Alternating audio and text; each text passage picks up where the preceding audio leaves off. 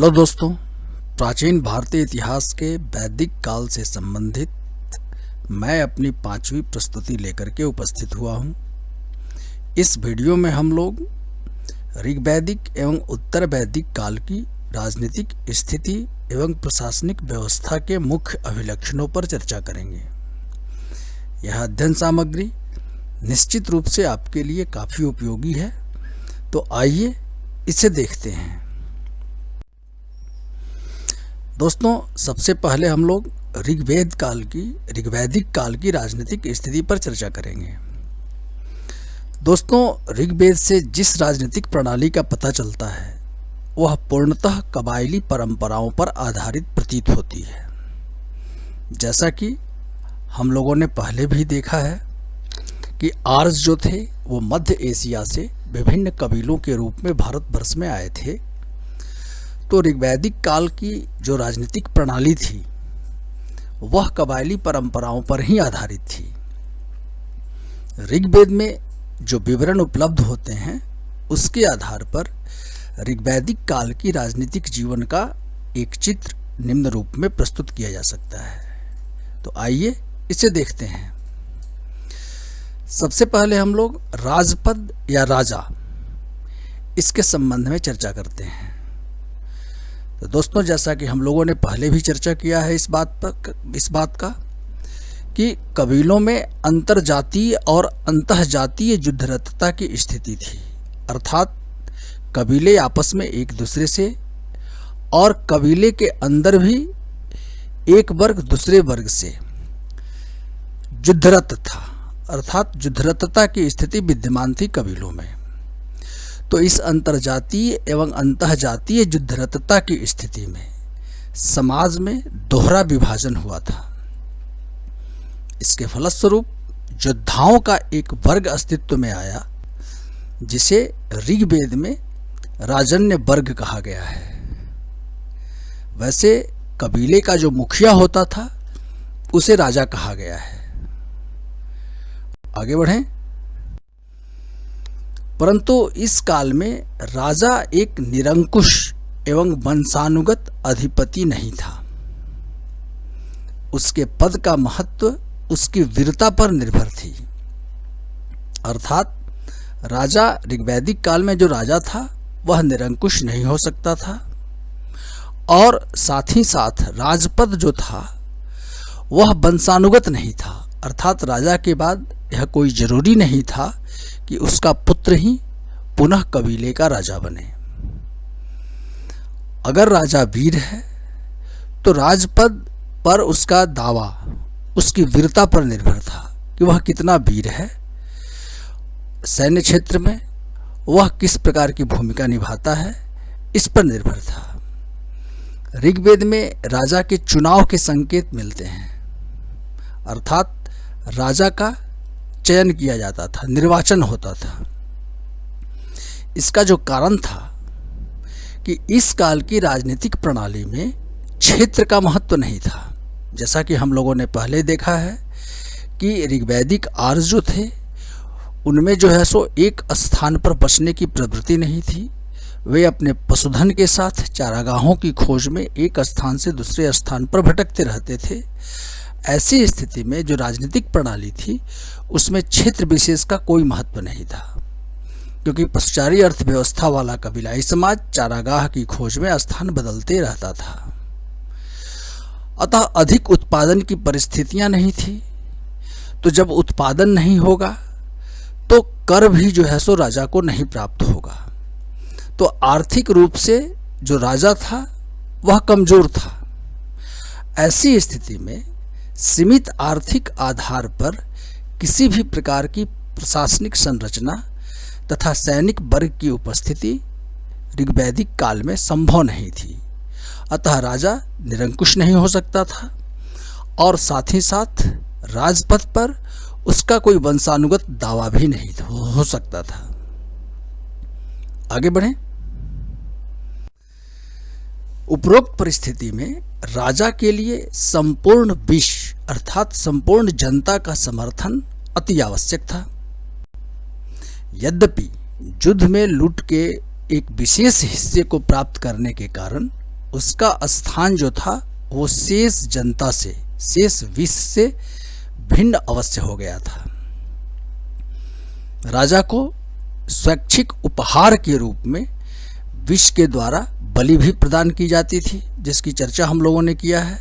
तो ऋग्वैदिक काल में जो बलि थी, बलि जो होता था वह स्वैच्छिक उपहार था जो कबीले की जनता राजा को प्रदान करती थी। इसके बदले राजा से यह अपेक्षा थी कि वह कबीले की संपत्ति की रक्षा करे। ऋग्वेद में राजा के लिए जनश्च गोपा अर्थात जनता का रक्षक इस शब्द का प्रयोग किया गया है। आगे बढ़ें। अब अधिकारी तंत्र पर हम लोग चर्चा करते हैं। इसी प्रकार ऋग्वेद से किसी भी विकसित अधिकारी तंत्र का उल्लेख प्राप्त नहीं होता है। ऋग्वेद में यद्यपि सेनानी, पुरोहित, ग्रामणी सदृश अधिकारियों का उल्लेख मिलता है, परंतु ये किसी विधिवत अधिकारी तंत्र के रूप नहीं थे। परंतु पुरोहित जैसे अधिकारी की इस काल में स्थिति अवश्य सुदृढ़ थी। युद्ध के समय यह राजा की विजय की कामना करता था तथा यज्ञ एवं बलिदान द्वारा देवताओं को हवि प्रदान करता था। इसके एवज में उसे भी लूट का एक विशिष्ट अंश दिया जाता था। विशेष अर्थों में यह राजतंत्र को धार्मिक आधार पर पुष्ट करने का कार्य करता था। यह एक बहुत महत्वपूर्ण तथ्य है कि राजतंत्र को धार्मिक आधार पर पुष्ट करने का काम पुरोहित का था और इसके लिए भी उसको शेष विश्व से लूट का जो माल था उसका एक विशिष्ट अंश प्राप्त होता था। इससे पुरोहित की स्थिति ऋग्वैदिक काल में महत्वपूर्ण हो गई थी। यद्यपि बाद के चरणों में यह प्रथा स्पष्ट रूप से स्थापित हुई। इसकी चर्चा हम लोग उत्तरवैदिक काल के राजनीतिक जीवन से संबंधित अध्ययन सामग्री के अंतर्गत करेंगे। आगे बढ़ें। अब राजनीतिक संस्थाओं की चर्चा करें ऋग्वैदिक काल की, तो सहभागिता के सिद्धांतों पर आधारित कई आम सभाओं का उल्लेख ऋग्वेद में प्राप्त होता है। इनमें विदत, सभा एवं समिति मुख्य थे। ये विभिन्न प्रकार की जो सभाएं थी इस काल की, जो राजनीतिक संस्थाएं थी, ये पारस्परिक विवादों को सुलझाने का कार्य करती थीं। इनमें स्त्रियां एवं पुरुष समान रूप से हिस्सा लेते थे। युद्ध में लूटे गए माल का न्यायोचित वितरण का कार्य भी इन्हीं सभाओं के माध्यम से होता था। इसमें विभिन्न अनुष्ठानों, उत्सवों का सामूहिक आयोजन भी होता था। प्रारंभिक समय में विदत का महत्व था, परंतु बाद के काल में समिति ने प्रमुखता प्राप्त की। इसकी कुछ अन्य विशेषताओं को हम लोग इस वीडियो के अंत में देखेंगे। आगे बढ़ते हैं। अब हम लोग उत्तर वैदिक राजनीतिक स्थिति या उत्तर वैदिक काल में जो राजनीतिक क्षेत्र में परिवर्तन आए उस पर चर्चा करेंगे। तो उत्तर वैदिक काल में राजनीतिक क्षेत्र में कई महत्वपूर्ण परिवर्तन देखने को मिलते हैं। ये जो परिवर्तन है कृषि अर्थव्यवस्था के विकास एवं आर्ज जीवन में आए अस्थायित्व से काफ़ी हद तक जुड़े हुए थे। इसे हम निम्न रूप में देख सकते हैं। तो प्रारंभिक वैदिक समाज का कबीलाई स्वरूप जो था, घुमंतु स्वरूप, इस काल में क्षेत्रीय पहचान के रूप में बदल गया।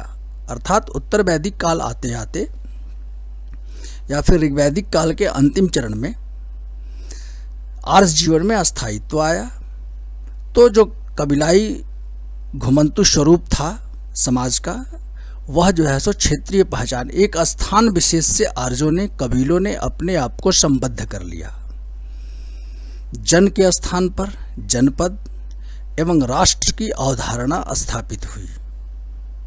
मैं अपने अगले वीडियो में बुद्ध काल में जो 16 प्रमुख महाजनपद थे उसकी चर्चा करेंगे।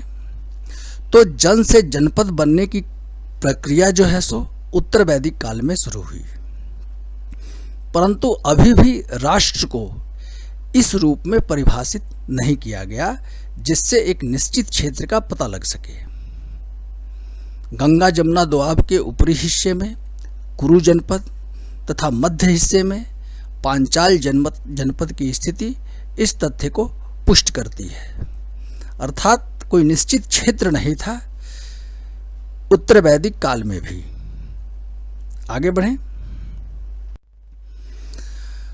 अब राजतंत्र और राजा, इसके बारे में हम लोग चर्चा करते हैं। उत्तर वैदिक काल में तो कबीलाई मुखिया जो था इस काल में वास्तविक अर्थों में राजा बना।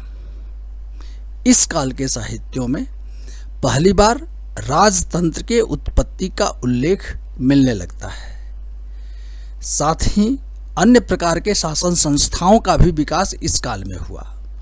उत्तर वैदिक काल में विभिन्न प्रकार की शासन संस्थाओं का विकास हुआ। इसकी चर्चा हम लोग इस वीडियो के अंत में करेंगे।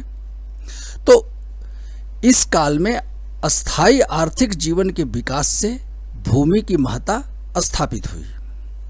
अतः राजा का जो कर्तव्य था वह पशुओं के साथ साथ लोगों के भू संपत्ति की सुरक्षा करना भी हो गया। इसके बदले उसे नियमित रूप से उत्तर वैदिक काल में कर प्राप्त होने लगे। जैसा कि हम लोगों ने पहले भी चर्चा किया है कि बलि जो स्वैच्छिक उपहार होता था ऋग्वैदिक काल में, उत्तर वैदिक काल में इसे अनिवार्य रूप में वसूला जाने लगा, बलपूर्वक भी इसे वसूला जाने लगा। इसके अतिरिक्त जो राजा था वह शेष विष से उपहार आदि भी प्राप्त करने लगा। आगे बढ़ते हैं। यद्यपि इस काल में राजपद के वंशानुगत अधिकार की अवधारणा विकसित हुई, परंतु इसका स्पष्ट विकास इस काल में भी नहीं हो सका। अर्थात राजपद पर राजा का वंशानुगत दावा, इसकी अवधारणा उत्तर वैदिक काल में विकसित हुई, लेकिन स्पष्ट विकास नहीं हो पाया। इन परिस्थितियों में अपने राजपद की वैधानिकता की पुष्टि के लिए राजा धर्म का सहारा लेता था। जो पुरोहितवाद की संकल्पना उत्तर वैदिक काल में विकसित हुई है, तो इसके पीछे यही कारण है कि राजा जो था अपने राजपद को वैधानिक आधार पर मान्यता प्रदान कराने के लिए पुरोहितों का सहारा लिया। राज तिलक के समय एवं बाद के चरणों में विभिन्न प्रकार के यज्ञ किए जाने लगे, जिनमें राजसूय, वाजपेय, अश्वमेघ आदि प्रमुख थे। ये यज्ञ होने लगे। इन यज्ञों पर भी हम लोग इस वीडियो के अंत में चर्चा करेंगे।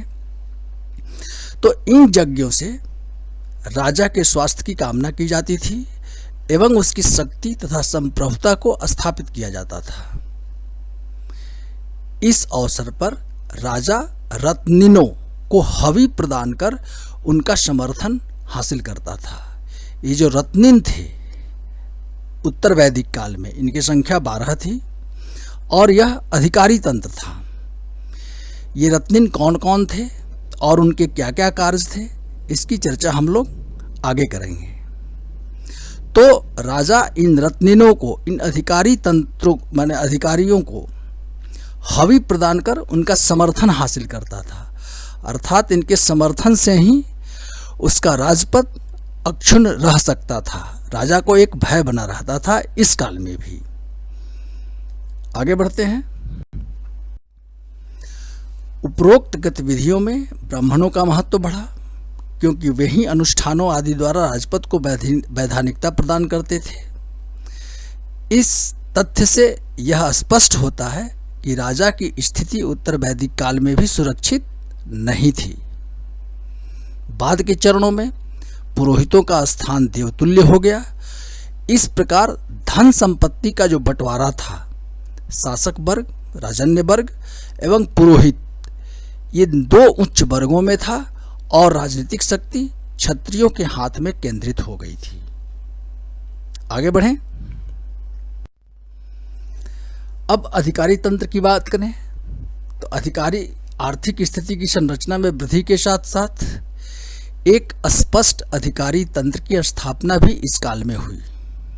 जैसे संग्रहिता जो राजस्व संग्राहक था, भागदूत, अक्षवाप आय व्यय का लेखा रखने वाला, पालागक, सेनानी, रथकार, ऐसे कई अधिकारियों का उल्लेख उत्तर वैदिक साहित्यों में मिलता है। इन्हें रत्निन कहा गया है और इनकी संख्या 12 बताई गई है, जैसा कि हम लोगों ने पहले चर्चा की। इसका विस्तृत विवरण हम लोग इस वीडियो के अंत में देखेंगे। इसी प्रकार इस काल में सामूहिकता के सिद्धांतों पर आधारित सभा समिति जैसी संस्थाओं की महत्ता जो है सो इस काल में घटने लगी। इनका स्थान अब राजकीय परिषदों ने प्राप्त कर लिया। स्पष्ट है कि इस काल में व्यक्तिगत संपत्ति के सिद्धांत का विकास हुआ और इसी के कारण सामूहिक स्वामित्व के सिद्धांत का ह्रास हुआ, क्योंकि पशुचारी अर्थव्यवस्था की ओर से कृषि अर्थव्यवस्था की ओर इस काल में स्थानांतरण प्रारंभ हो चुका था। आगे बढ़ते हैं। अब हम लोग वैदिक राजनीतिक जीवन एवं प्रशासनिक व्यवस्था से संबंधित कुछ वस्तुनिष्ठ तथ्यों पर चर्चा करेंगे। आइए इसे देखते हैं। दोस्तों, अथर्ववेद में राजा को राष्ट्रभृत्य की संज्ञा दी गई है। प्रारंभिक परीक्षाओं के दृष्टिकोण से ये तथ्य जो हैं वो काफ़ी महत्वपूर्ण है, इसलिए आप इसे ध्यानपूर्वक देखें। तो राष्ट्रभृत्य की संज्ञा अथर्ववेद में राजा को प्रदान की गई है, अर्थात राजा जो था वह राष्ट्र का दास था, सेवक था। अथर्ववेद में दीवान, रथकार, करमार तथा सूत, ये जो 4 अधिकारी तंत्र हैं, इनको राजकृतः अर्थात राजा बनाने वाले कहा गया है। जो सभा समिति थी, तो अथर्ववेद में सभा एवं समिति जो राजनीतिक संस्थाएं थी, उनको प्रजापति की दुहिताएं कहा गया है। जो समिति का अध्यक्ष होता था उसको ईशान कहा जाता था। यह प्रारंभिक परीक्षाओं के दृष्टिकोण से महत्वपूर्ण तथ्य है। समिति जो थी वो संपूर्ण विश्व का संगठन था, जबकि सभा में कुछ विशिष्ट व्यक्ति ही सम्मिलित होते थे। राज्य के प्रधान न्यायालय का कार्य भी सभा ही करती थी, अर्थात विवादों का निपटारा सभा में किया जाता था और यह न्यायालय की भांति काम करती थी। अथर्ववेद में जो सभा थी उसको नरिष्ठ कहा गया है, जिसका अर्थ है कि इसकी बात का उल्लंघन नहीं किया जा सकता। तो जो इसके न्यायिक कार्यों का परिचायक है, अर्थात सभा के सदस्य जो निर्णय लेते थे उसको सभी को मानना होता था। तो अथर्ववेद में सभा को नरिष्ठ कहा गया है। आगे बढ़ते हैं। अब हम लोग उत्तर वैदिक काल, जैसा कि हम लोगों ने पहले चर्चा किया कि उत्तर वैदिक काल में विभिन्न शासन प्रकारों का विकास हुआ। कई प्रकार की शासन व्यवस्था जो है सो उत्तर वैदिक काल में प्रचलन में आई। तो उत्तर वैदिक काल की विभिन्न प्रकार की शासन पद्धतियों पर हम लोग चर्चा करेंगे। तो प्राची अर्थात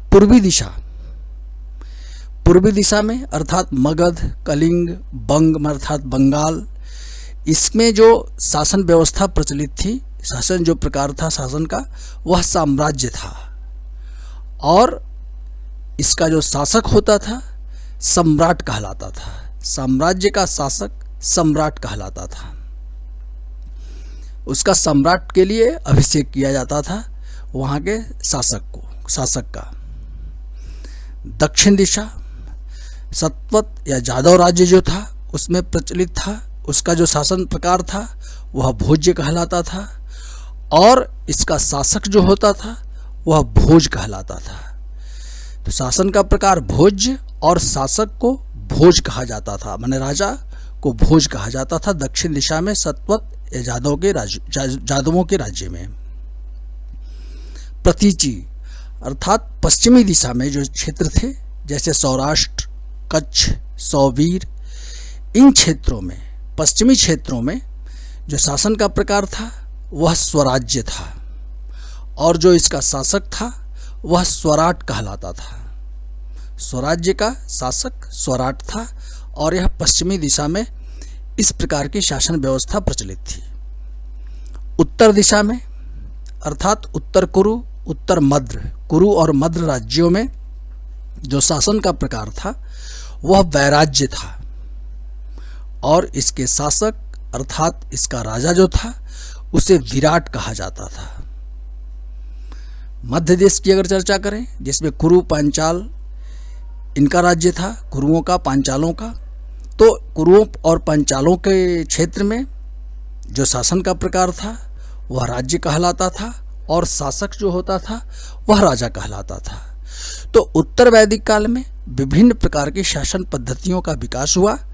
दोस्तों, प्रारंभिक परीक्षाओं के दृष्टिकोण से ये तथ्य काफ़ी महत्वपूर्ण है और अक्सर इस संबंध में प्रश्न पूछे जाते हैं, इसलिए आप इसका सावधानीपूर्वक अध्ययन कर लें। आगे बढ़ें। अब हमने यज्ञों की चर्चा की थी, तो राजसूय यज्ञ, राजा को उसके पद पर अधिष्ठित करने के लिए राजसूय यज्ञ का विधान उत्तर वैदिक साहित्यों में मिलता है। इस यज्ञ के बाद ही व्यक्ति राजा बनता था। तो राजसूय यज्ञ राजा बनने के लिए किया जाता था। दूसरा महत्वपूर्ण यज्ञ था वाजपेय। जो राजा सम्राट बनना चाहता था उसके लिए वाजपेय यज्ञ करना होता था। अर्थात वाजपेय यज्ञ सम्राट बनने के लिए किया जाता था। इसमें रथ दौड़ की परंपरा थी। जिस राजा का रथ दौड़ में जो राजा जो है सो विजयी होता था वो उसे सम्राट की उपाधि प्राप्त हो जाती थी। तीसरा महत्वपूर्ण यज्ञ अग्निहोत्र यज्ञ था। किसी भी यज्ञ को शुरू करने के लिए, अग्नि का आह्वान करने के लिए अग्निहोत्र यज्ञ किया जाता था। अश्वमेध यज्ञ तो चक्रवर्ती सम्राट बनने के लिए किया जाने वाला यह यज्ञ था। इसमें शासक जो था, सम्राट जो था, अपना घोड़ा छोड़ता था और वह घोड़ा जिन जिन क्षेत्रों से गुजरता था और उस क्षेत्र के राजा या शासक उस घोड़े को अगर नहीं रोकते थे तो वो सारा क्षेत्र उस सम्राट के अधीन आ जाता था। बाद में इस घोड़े की बलि दी जाती थी और जो भी शासक जिसके क्षेत्र से होकर के वो घोड़ा गुजर रहा है अगर उसे रोक लेते थे तो उसे उस राजा से युद्ध करना होता था। तो अश्वमेध यज्ञ चक्रवर्ती सम्राट बनने के लिए किया जाने वाला यज्ञ था। आगे बढ़ें। दोस्तों, अब हम लोग रत्निन अर्थात उत्तर वैदिक काल के अधिकारी तंत्र पर चर्चा करेंगे। तो दोस्तों, उत्तर वैदिक काल के अधिकारी तंत्र को रत्निन कहा गया है। अर्थात रत्निन जो थे वे उत्तर वैदिक काल के अधिकारी तंत्र थे। इनकी संख्या 12 थी, जैसा कि हम लोगों ने पहले चर्चा किया। राज्याभिषेक के समय राजा इन्हें हवि प्रदान कर इनका समर्थन प्राप्त करता था। इनमें जो है सो निम्नलिखित अधिकारी शामिल थे। पहला सेनानी था जो सेना का प्रधान होता था। दूसरा पुरोहित था, यह ब्राह्मण होता था, ब्राह्मण वर्ण का व्यक्ति होता था और यह राजपद को धर्म के आधार पर वैधानिक पुष्टि प्रदान करता था, जैसा कि चर्चा हम लोगों ने पहले किया। तीसरा रत्निन राजा स्वयं होता था। यह भी राजा स्वयं भी रत्निन के अंतर्गत जो है सो उत्तर वैदिक साहित्यों में इसे रखा गया है। चौथा महिषी अर्थात जो राज महारानी थी, राज्य की जो प्रमुख महारानी थी उसे महसी कहा गया है, महिषी, और यह भी जो है सो रत्निन वर्ग में शामिल है। सूत जो होते थे वह राजा एवं राज्य की इतिवृत्त अर्थात इतिहास का संकलन करता था। यह भी एक प्रमुख अधिकारी था। ग्रामणी ग्राम का प्रधान ग्रामणी कहलाता था और यह छठा रत्निन था। सातवां क्षत्रिय या छता, यह सैनिक वर्ग का सदस्य था। आठवां संग्रहिता, यह राजकोष का संग्राहक था या अध्यक्ष था, संग्रहिता। भागदूत जो था वह राज्य कर वसूलने वाला प्रमुख अधिकारी था, भागदूत। 10वां जो रत्निन था अधिकारी था वह अक्षवाप था। यह राज्य के आय व्यय का लेखा जोखा रखने वाला अधिकारी था। 11वां अधिकारी गोवी करता था। यह जंगल विभाग का प्रधान अधिकारी होता था, गोवी करता। 12वां जो रत्निन था या अधिकारी था वह पालागक था। यह राजकीय संदेश वाहक होता था। वैसे मैत्रायणी संहिता में पालागक की जगह पर रथकार को जो है सो 12वां रत्निन बताया गया है। तो दोस्तों, प्रारंभिक परीक्षाओं के दृष्टिकोण से ये तथ्य काफ़ी महत्वपूर्ण है और अक्सर इस संबंध में प्रश्न पूछे जाते हैं, तो आप इसका सावधानीपूर्वक अध्ययन कर लें। दोस्तों, इस वीडियो में बस इतना ही। आप इस अध्ययन सामग्री का उपयोग करके प्रारंभिक एवं मुख्य परीक्षाओं के साथ साथ जो विश्वविद्यालयों द्वारा आयोजित परीक्षाएं होती हैं उसका भी उत्तर जो है सो आप आसानी से उन प्रश्नों का उत्तर दे सकते हैं। दोस्तों, यदि मेरी यह प्रस्तुति उपयोगी लगी है तो कृपया मेरे इस वीडियो को लाइक करें, और यदि अभी तक आपने मेरे इस चैनल को सब्सक्राइब नहीं किया है तो प्लीज़ इसे सब्सक्राइब अवश्य करें। धन्यवाद।